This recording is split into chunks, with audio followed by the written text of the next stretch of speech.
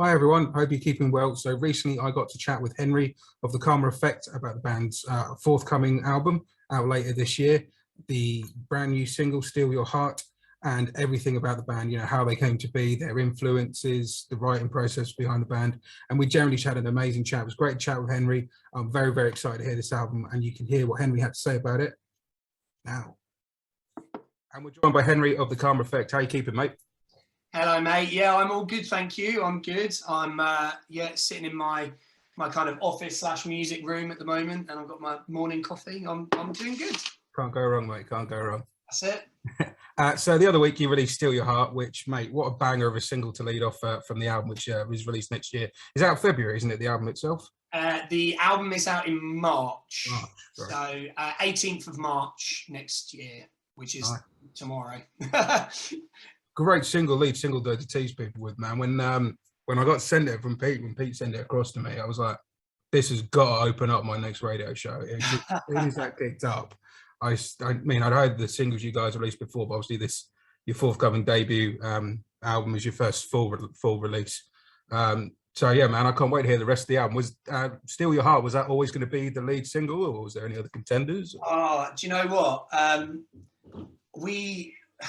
It's actually been really difficult choosing a single, which is a great thing, because we feel like, I mean, in our opinion, obviously, we feel like we've got an album full of singles.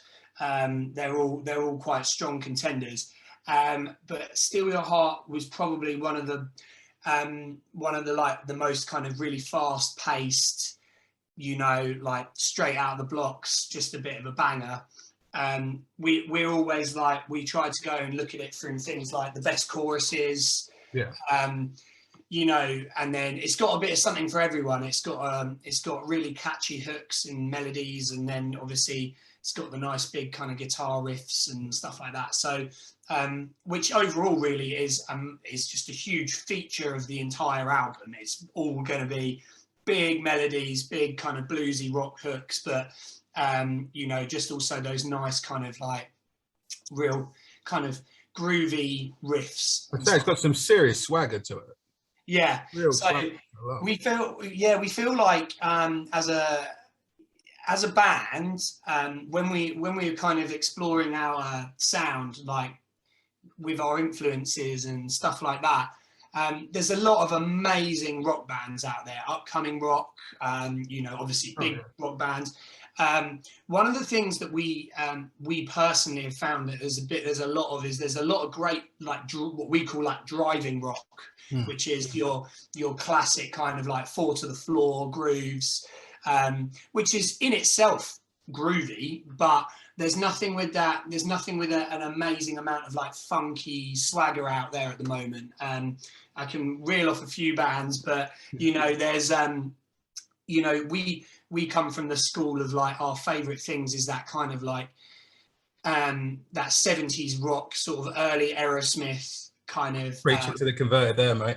Yeah, that kind of sound, the Aerosmith, and then I'd say there's a little bit of things like James Gang in there, and more like later on a bit of kind of the southern kind of Black Crowsy esque, but there's kind of like hints of that throughout the record as well. Yeah, that's cool. So for anyone who's not heard you guys before, did you want to sort of give them a bit of the history of the Karma Effect, how you guys came to be, how you guys came to form? Yeah, of course. So I've known Ash, the drummer, and Liam, the bass player, since we all three started secondary school when, however old we were, like 11, 12. And we all really kind of rapidly became mates just through the love of music. And, obviously we've seen a lot of phases together, the three of us. But, we decided fairly early on that we'd always muck around in the music room, and, the school was pretty badly equipped for music, but we did have a drum kit. I went to a huge comprehensive school. It's like 2,800 children went there. So the equipment was always like really badly damaged, but we jammed, and we rapidly just started kind of a band. We played together all through school, and then when we went to uni, we still kind of played together in different, inclinations and whatever. At university, Ash and myself met Robbie, who is the guitar player, and he, we were kind of, he's that guy that, he was in a lot of my lectures and stuff like that, and we were good mates, but he kind of had a different group of friends. So it kind of after university it sort of stopped really, and then what ended up happening was, after quite a while after uni, I'd been playing on and off with just Ash at this point, doing some like tribute bands, rock stuff, and just making money. And Ash, I said to Ash, look, I've written a bunch of songs, fully intending on recording them as a solo project. It started out very much as like a kind of, Jackson Brown-esque singer-songwritery kind of thing, that kind of early Americana thing. And what rapidly happened was, I was like, I had these songs, and I sent them to Ash. I was like, would you play drums on it? He was like, yes. And then I was like, right, I need a bass player. I'll ask Liam. So there's the three of us. And I've always really preferred to play with another guitar player, because as a singer, it just helps when I can duck space, doesn't it? And so I was like, all right, I'll see if Robbie's around. We kept in touch a bit, and he was all up for it. And basically, what ended up happening was we sort of jammed together, and we were all. It felt really weird. Everyone was like, "Well, what do you think, Hen? Like, how do you like?" And I was kind of going like, I know these songs are. I've written these songs, and that's cool, but I felt like what we were doing, I was almost like stifling people's creativity, because they were worried about saying it because it was my thing. Wondering about how you wanted a bass part or whatever. That's it. So I was like, no, right, okay, I think I know what we've got to do here. And we kind of went from there. And when we went into the studio, that's when we kind of really added in that kind of icing on the cake, which is Seb.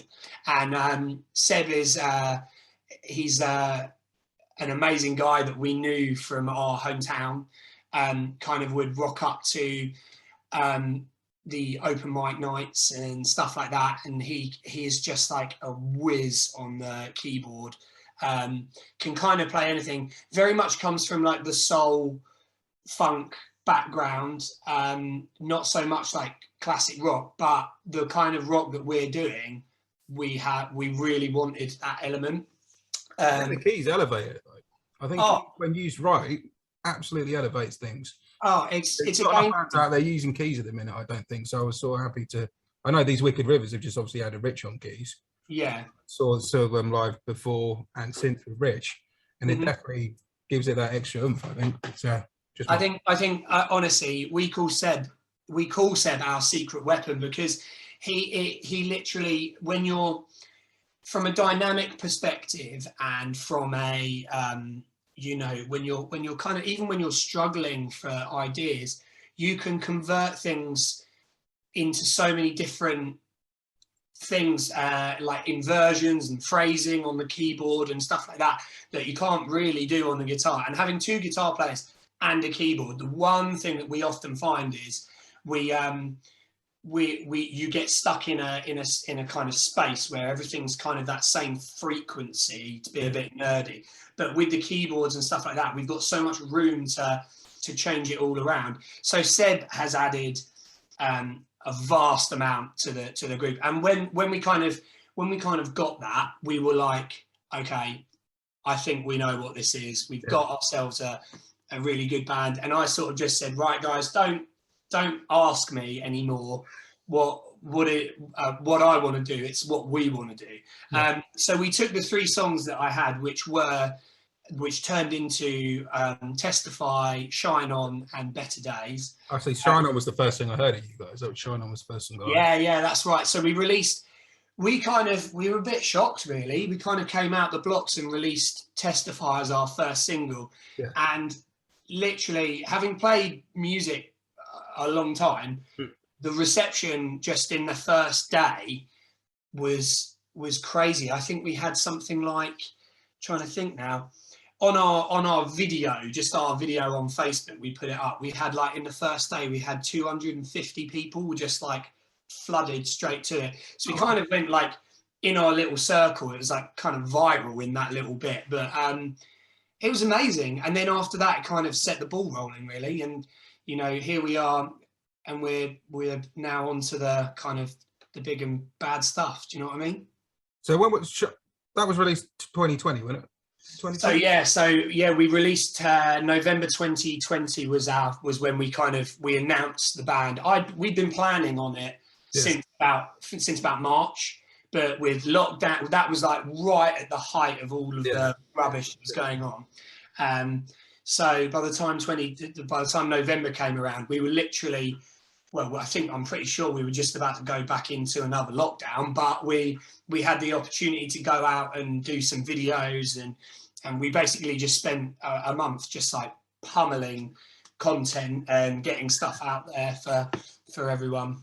Did that affect the writing process at all while you like the whole lockdown thing? I mean, do you guys still manage to get together in some form and write and jam? Well, that's really interesting, because since the band's kind of formation, we've probably done more writing, like I'm talking to you right now via Zoom, than we actually have done as a whole unit in the room. So the way it kind of works is probably everybody brings something different to the writing process. The way I tend to write all the time is I tend to bring in a finished, like a demo. So it'll be a structure the whole way through with a main riff and a chorus and a verse and all this. And then what we do is we usually take it in and I kind of like, it's like I throw it on the deck and I just sort of say to the guys, I'm like, right, let's rip it up. Let's move it around. Let's change the dynamics, the speed, the whatever. And then before you know it, everybody else has their stamp on it. Sometimes it might come out as something completely different. So when we were writing in lockdown, I had a bunch of like riffs and we were essentially doing that, but it was a bit harder because it was like, you've got Robbie sitting there, you can't play together. No. So it would be like, he'd be like, I think you need to do this. So I'd like record it onto the track and we'd listen back. And everyone would kind of have their input, really. So that was hard, but it worked. I was going to say, do you think, because obviously I play bass myself and I know what it's like when you're writing, when you're in the room jamming, do you think because you were having to almost put it down and then review it, that gave you the space to sort of, you know, I know it's like when you're stuck in that headspace you jam, you think, oh, this is great, and then 2 weeks later you listen to it and you go, what were we doing? There's been a lot of that. I am terrible for if I don't like it, it's not going to get past me. I know that sounds really like a bit kind of dictatory, but I mean, I struggle, like if it's something that you don't immediately go like, oh, that's sick, you know, I feel, and we don't really settle. What we've come to realize as a band is there's never a case of like, that'll do. We always, you know, if there's like a little bit where we're going between a section and it's like it's quite different, an A section and a B section in a song, you know, we're like, how can we make that so it's not just going from A to B? Can we do something? Because we pride ourselves. Ash and I were talking about this recently on a little live that we were doing. We were saying we really pride ourselves on those little bits. Not every person is going to pick up on them, but subconsciously we're doing something every time and it changes and it keeps the music interesting and flowing. So we do try and do that quite a lot when we're writing. those little sort of changes or interludes or whatever you want to call them, I think they always make, you say people don't notice them, but consciously probably not, but subconsciously it does make a huge difference to the song itself. If Oh, it's feeling like just a cut and paste job, so to speak, between like section A and section B, as you're talking about, compared to, you know, you got to look at something like Bohemian Rhapsody with all the sections in that, and if you broke it down into all the sections, you'd go, this is mental, but how they went from this to that. But because of the way it's all interluded, it does sound like a complete piece. So yeah. No, you're absolutely right, and it's something that, you know, we've grown quite a lot as over the lot, especially Ash and myself and Liam, because we've known each other for such a long time. We have a chemistry that when we play together, you know, I have this weird thing with Ash where obviously Ash is a drummer, so he doesn't necessarily know what it is, how to play it or how to do it, but he has this thing where he knows exactly how it needs to sound, and it's 99% of the time I'm like, yeah, that's it. That's it, you know. And he's amazing at that's a real, for a drummer, he's very vocal, doesn't just, after watching I watched the Get Back Beatles documentary. Oh, I need to see that. Oh, it's amazing. But like the whole time, like Ringo just literally sits there and just waits and watches and plays his drums when he needs to. He doesn't say a word. He literally says nothing throughout the entire documentary. Ash is the total opposite. He kind of helps me with the writing. And if we're jamming through a song, we'll get to a point and he'll stop playing and be like, right, no, actually, no. I think we need to do this and I think we need to go there. And he's got a great knowledge of like song structure, which is really cool, because that's something that you know, not a vast amount, I'm not going to say everyone, but not a vast amount of like drummers or people in the kind of percussion thing kind of come from. They think more in terms of rhythm. So we're really lucky. And then obviously we've got everyone else that also has their sort of say and their input. And you end up with most of the time, we tend to walk away from a rehearsal with a finished, if we're writing, we tend to walk away with something finished, usually. A structure anyway. What's nice to see, man, is, I mean, I've told you before, after hearing the single, I can't wait to hear the album when it comes out. I really can't. And you can tell by the way you're talking about the lads, not only as you know, colleagues, for want of a better term, within the band, but also it's obvious how close you are as friends, just from the way you're talking. And it's nice to see that passion, man. That's really shining through there, dude. Oh, thanks, dude. No worries. You sort of spoke about your influences a little bit earlier on, but when I'm chatting to people, I'm always interested in what was the moment that set them off on their music journey? What was the moment that made them go, fuck me, that's what I want to do? Was there a band or anything that made you really want to pick up guitar and sing? Or was it... Absolutely. For me, 100% game changer, the light bulb moment was Queen. I don't come from a massively musical family. My mum and dad don't play.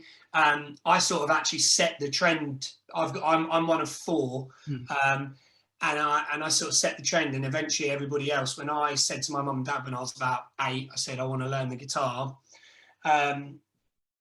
Everyone else in my family ended up wanting to do something musical, but for me, it was Queen through and through. I don't know. It was things like, my family used to travel down to Cornwall a lot for family holidays, and every time we got in the car, we literally would wear out the Queen cassette. It was just the greatest hits one, and then I like begged my mum to buy, because I knew there was 3 at the time. I was like, I need you to buy the other ones, because it had their kind of later hits on them. And honestly, for about a good, from like 8 to 11, it was just solidly Queen.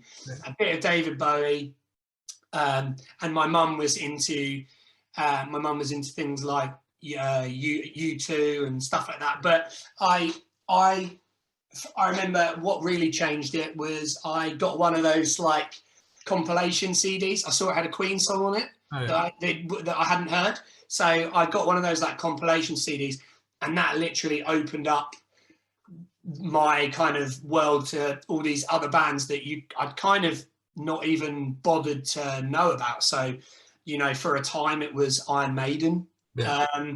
And then, you know, as I got older, it got a bit heavier, Metallica and things like that. For a long time, I got huge, like massively into my 80s rock. Yeah. So, you know, Whitesnake, Def Leppard, Motley Crue, all that stuff, which there is probably a bit of an element because, you know, I know a lot of the guys in the band love that as well.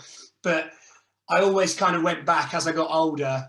You know, for me, it's all just about that 70s kind of rock sound. I absolutely just adore, like I said, Zeppelin, game changer, you know, the kind of Bon Scott, AC/DC stuff. Yeah, I'm with you. Yeah, and just, you know, Thin Lizzy. And then I think the biggest one for me, which I discovered really late, and I'm only talking like, I'm 27 now, when I was about 24, 25, was the Eagles. And when I properly sat down and listened to it, it was one of those like taking a pill. I'm like, whoa! It was like being put into the Matrix sort of thing. I was that was really cool, and actually that's had a massive influence on the kind of Karma Effect sound, especially that kind of the more Joe Walsh era. Yeah. Like, yeah. I think that's the thing with the Eagles, though, isn't it? Because they're quite, a lot of the stuff they do is quite subtle. Yeah. Playing, it kind of gets so, it's kind of, for want of a better term, sometimes it can be on in the background, and it's just because it's subtle, it's not on in your face, so maybe it's sort of more subconscious listening. But when you sit down and properly soak up an Eagles album, like the last album that they did, the double Long Road Out of Eden, yeah, I was sat there and I remember my dad liked the Eagles, and I remember him getting it, and I was sort of like, it was the first time, I think it's because it was 2007, 2008, I think it came out, and I think because it was the first Eagles album that was to come out within my lifetime that I was sort of conscious about. I was sort of like, oh, cool, I'll give this a listen with Dad. And Dad put it on. We just sat there and soaked up. And I'm like, fuck me, these songs on here are amazing. Like, yeah, and it's just on another level. I think for me, I watched what all started is I watched there was that massive documentary that was on Netflix for a while. They did and I watched that and I was like, this has got to be the coolest band ever. And I just got so immersed in their music. It was all for a good year. Yeah. I'm going to say a year. I listened to nothing but the Eagles. I just all the time, all day long, drive my now fiance absolutely up the wall. But you know, I just when I love a band, I just get soaked into it. Yeah. And the same happened when I kind of sat down and fell in love with like the Black Crowes. You know, they're a much later addition to the sort of music that I listen to, but again, huge influence on my songwriting and the vibe of our band. When I heard well, the first album's incredible, but when I heard their second album, the Southern Harmony, I was like, that's game changer. Do you know what I mean? Mate, I'm just saying. You saying that? I'm just looking at my vinyl collection up there. It's all up there. yeah. But, you know, like those bands. I think to draw it back to the Karma Effect. We just take it out of like we like real soul. Everything's got a kind of soulful element to it. So. And one thing I'll say about the influences and that you can really hear on the record is that it's got everything. Yeah, it's got real kind of like heart and soulful vibe to it. So bands like the Black Crowes and our manager likened it, which I think is really cool because I love them, like Humble Pie. So that's like really early, a bit of kind of free in there. And then obviously that I think our music is a bit more of an American side than a British side. So you can really hear that kind of Aerosmith kind of that, I don't know, he does that thing where I think you can hear it actually the most in Steal Your Heart, that kind of, he does that kind of like the way he sings but sort of raps the vocal. Yeah. Do you know what I mean? It's almost scary. Yeah, so we try, but at the end of the day we're not afraid, and we just make everything our own, and we're not afraid to go there if it works for us. Otherwise you end up pigeonholing yourself, and we don't you know, as much as I love certain bands who I won't name, you don't want to be known as the, oh, you sound like this, you sound like that. Do you know what I mean? Oh, definitely. But the thing is that there's bands out there who very much wear their influences on their sleeve, and there's nothing wrong with that. But also, you can wear your influences on your sleeve without being a carbon copy. Yeah. You know, you're saying all the elements, the bands that you like, and you mentioned the Eagles, Queen, Humble Pie, Zeppelin, you know, Aerosmith, and I hear all of that within you guys, but it still doesn't sound, you know, if I put on Still Your Heart, it doesn't sound like Aerosmith. It's just sort of grooves and rhythms that. Someone said the other day, we had a comment, and he was like, oh, it sounds really like 90s. And I was like, okay, what sort of 90s are we talking like Britpop, or are we talking like, are we talking grunge, or what? So I was like, fair enough, take one. At the end of the day, the fact that that people are taking their own thing from it is. Yeah, people always will though, won't they? They'll take what they see, can't see in it, so. Yeah. So what's the rest of, you know, what's 2022 looking for you boys like? I mean, other than the album itself? So at the moment, like, we're all really impatient, so we just want to give everybody everything all the time, and we're always constantly told by Peter that we can't do that. So you know, we're teasing stuff like a lot. We've got a bunch of shows, a couple that we've announced. We're playing with on the 2nd of February with Scarlet Rebels, which will be really cool, because we've obviously heard a lot about them. Peter uses them a lot as an example, when it comes to our what we need to do, because obviously they're doing brilliantly. So we're really excited to meet them finally. We met one of his other bands, obviously Revival Black. We met them, played with them. So just like lovely guys, and really not afraid to give us some advice as well, because we're a small band. So yeah, we've got that, and then we're playing in London in April. We've got I can't say that. Yeah, we got some other. I had to stop myself then. We got some other things happening around the time of the album launch as well, which is on the 18th of March. And then basically we're just going to be, we've got a bunch of singles to release, so everybody's going to be able to hear more from the record before it comes out. We want to really share with you as much as we can, with some videos and stuff like that. We're planning on doing like I think the kind of plan that we want to do at the moment is, for every single we release, we want to do a live video as well, because we really pride ourselves on playing live more than anything. So we're gonna shoot a live video for each song in our studio as well. So there's going to be plenty of stuff. And then realistically, I think what we want for the rest of next year is we just want to be out there just playing, you know, just building our fan base. The support from everyone's been amazing, and you know, we've really seen it all grow, but we just want to keep doing that and keep plodding away, you know. That's great, man. Well done on stopping yourself there, by the way, because I did well, didn't I? I thought I'd get you know, if this comes out in a couple of weeks or whatever, I get a message from people like, why have you said that?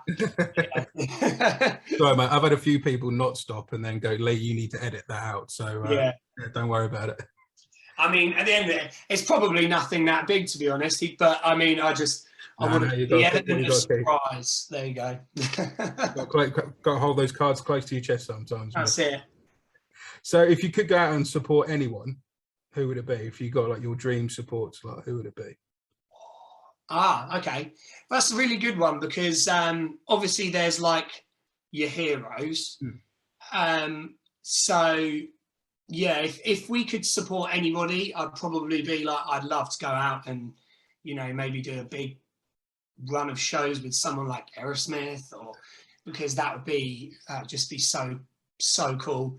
But you know, also, we were saying this the other day, the bands that we really want to tour with would be bands like Rival Sons, like love Rival Sons, Just incredible band. You know, I know it sounds silly, but because they're huge now, but you know, when that's not at the same kind of level as like No.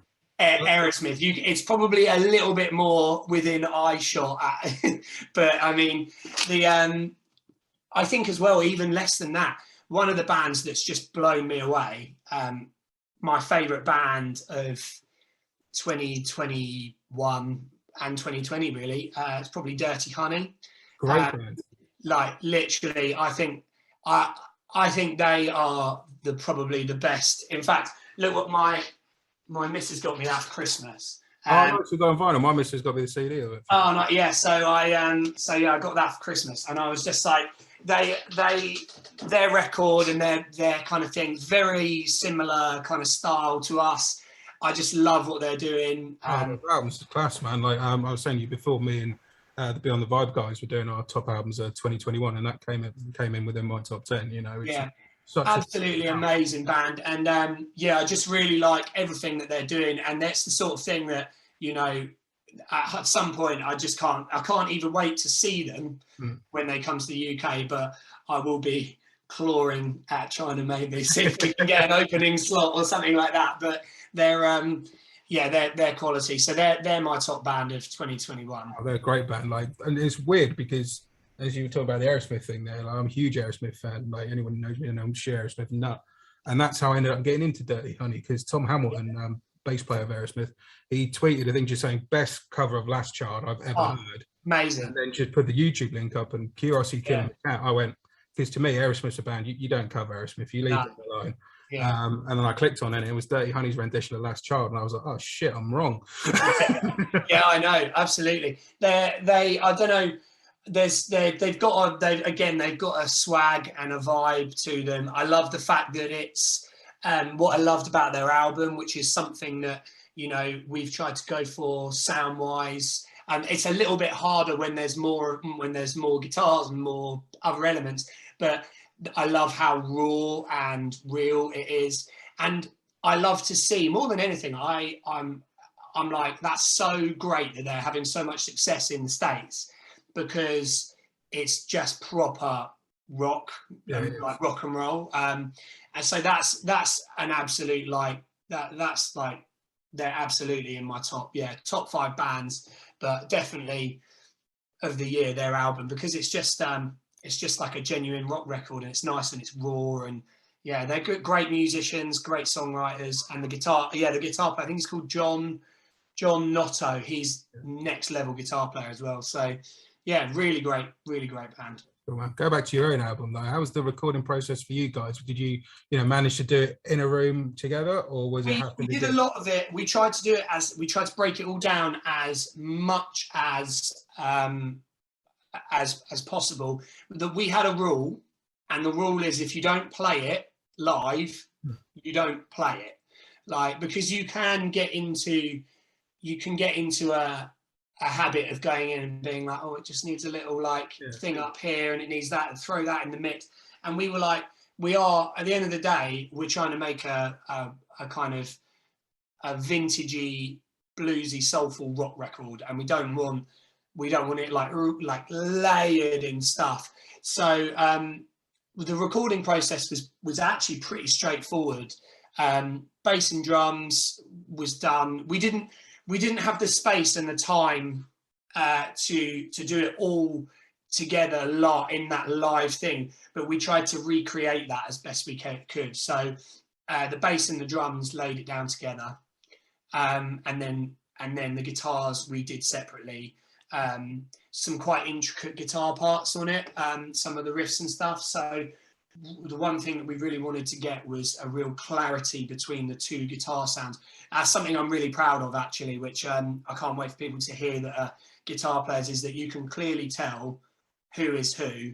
You might not be able to tell who is who, but you can clearly tell it's two guitars and not just like a wall of noise.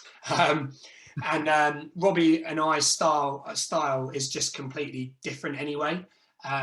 So yeah, that was it. And then basically we did it over a course of like 2 weeks, but it wasn't over like a full 2 weeks because of time and stuff like that. So it kind of went on a little bit, but the longest part was just vocals, because I wanted to try it, and again I wanted to try and sing it all as kind of what's the word, like I didn't want to break it all up and do like line by line. I wanted to try and do like big chunks of the things, just try and give it that flow, because you can hear a lot of records where you know that it's been meticulously done line by line, and stuff like that. So it was really cool. It was really exciting. We did it with a good friend of ours as well in a studio in Epsom, which is near where we live, and it was great. We did it through like the summer. We did it through the hottest days of the year,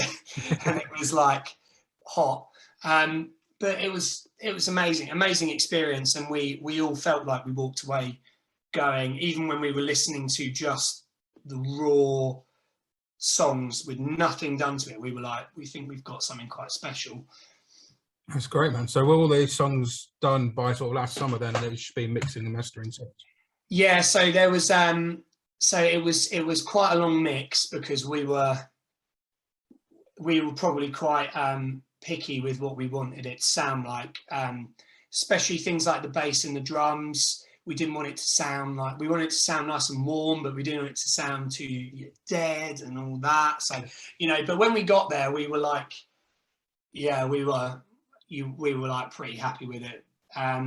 So it was pretty much just mixing, and then the mastering actually we got it mastered by an amazing guy called Grant Berry, who's up. I think he might be up. Whereabouts are you? You're Very St Edmunds. So yeah, so he's up that way as well, a little bit further up, yeah, we got it done with him, and he had it back mixed and mastered within like a week and a half. So oh wow, so that was really cool. Once we'd done the mix, we were kind of like, right, sweet, we're good to go. That's good, man, because like you say, the mix and the mastering is well, you can lay down the best guitar licks, you can lay down the best songs in the world, but if it's mixed and mastered shit, just does nothing for it. Unfortunately, I've heard a few bands of you know, on the rising side of things like yourselves, who I've seen live and caught them live and thought, God, these guys are great, and gone and got their EP or their album or whatever it is, and then you put the album or the EP on, and because of, you know, what's available to them at that point in their careers, it's like doesn't get that swagger. So it's good to know that you guys managed to get that between yourselves and Grant. Yeah, so we were very lucky, and we came out of the blocks early, and basically we got loads of merchandise. We got loads of t-shirts with our logo. Then they're quite they're like wash black, you know, they're cool old vintage style band t-shirts. But basically we sold all our merchandise. No, we didn't have like a single t-shirt left, and that essentially paid for the majority of the album. So which was, you know, for us, having always, you know, in other musical like endeavors kind of struggled to always pay for stuff, we were like, right, well, we've got a finished record now. And then we had a lot more money to be able to play with on the kind of the kind of mastering front, because, you know, the sky is the limit when it comes to mastering.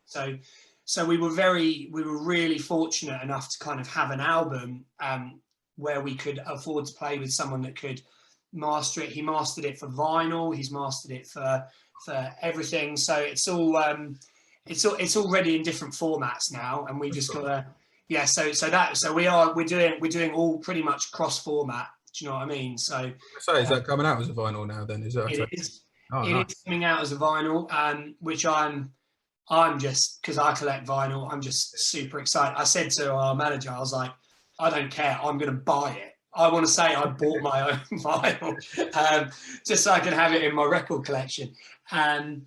So yeah, he mastered it all for that, and we just, going back to your point about like young bands, and they might have a great record, but it doesn't sound great.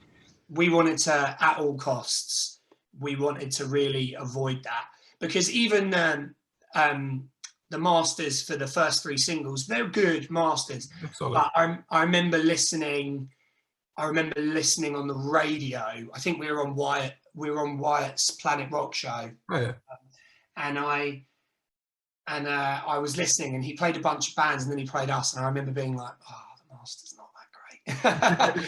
And so when we came to do the album, I was like, no, we've got to, like, it's got to be great. It's got to be able that when we listen to it on the radio, and I have heard it on a few different radio shows now, that we're going like, it's up there. It's sounding really good. It stands out with some of the like bigger bands. It sounded great in our studio when I've been playing Still Your Heart. Perfect. I'm glad you like it, man. Oh man, I love it. I say, when I said earlier, when Pete sent it across, it was like, because Pete sent it across, and I'd heard your name floating about, and I'd heard, like I said, the singles last year, but obviously this is your full and first length release, so I haven't heard too much of you guys. But when he said, I'll put it on, wherever, Pete knows me, obviously I've dealt with Pete like through Just Push Play Festival as well, and having Gorilla Riot on and stuff like that. Pete knows what I love. Yeah. And it's nice because there's certain promoters who know me a bit better, know me a bit personally. So you get the email, and then Pete will just pay the bump, Lee, this is one for you. And I'm like, right, okay. Nice. As soon as that riff kicked in, man, it was like, yeah. And then I sat there, and then I was on my lunch break when I got it. So I chucked my headphones in at work, and I'm like, oh shit, this is brilliant. Oh, thanks, man. No, that's cool. Well, there's plenty more on the record. If you like that one, there's plenty more on the record. I said to Pete as well, that's why I give Pete a nudge and was like, man, can we hook up an interview, because I'm really excited by this record coming out next year. And so thanks for your time again, Henry, man. Hey, that's my pleasure. I actually set an alarm this time. I'm really sorry for everybody listening. We had this arranged before Christmas, and I just had a message from Lee being like, oh, I guess this time didn't work for you then. And I was like, oh my God, I'm standing there like cooking my dinner, and I just went, I knew I had something to do tonight. Yeah, so I'm really sorry about that. Don't worry about it, man. At least you haven't done it other than the other side of the coin, because I have. Yeah, the band's waiting. Like, I've done that before, and I said then, like, Joe, my wife's gone, haven't you got an interview tonight? And I'm like, oh shit. Yeah. It's all good, man. It's all good. Don't worry about it. But no, thanks for your time, dude. At the end of the interview, we're going to play Still Your Heart. But what song of yours would you like us to play at the beginning of the interview? Oh, okay. Well, any song. Any song. Any song. Well, why don't we do a Dirty Honey tune, because we like them? Can we do that? Yeah, we can do Dirty Honey, man. What do you think? All right. What about The Wire? Yeah, The Wire, man. I'm up for that. That's one of my favourites off the album, dude. That one. Yeah, that's a tune. We'll go with that. All right, Henry, man. Well, thanks for your time, dude. And it's my pleasure. And I look forward to chatting soon. Hopefully, we'll get to come up your way and play a show at some point. Yeah, it'd be great, man. That'd be really cool. Nice one. Take care, Thanks mate. very much, dude. Bye, man.